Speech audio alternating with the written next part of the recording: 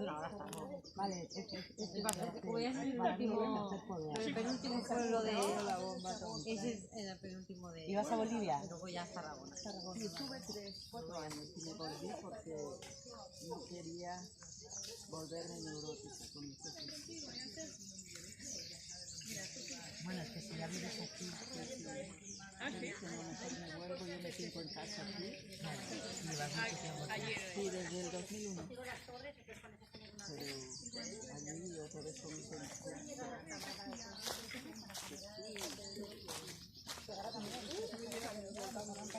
Me cuesta arrancar, ¿eh?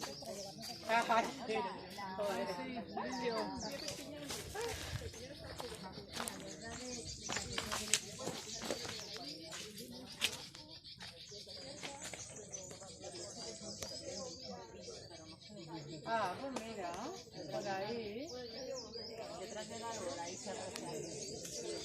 No, pasa mucho, ¿verdad? ¿No? Hay un público tampoco.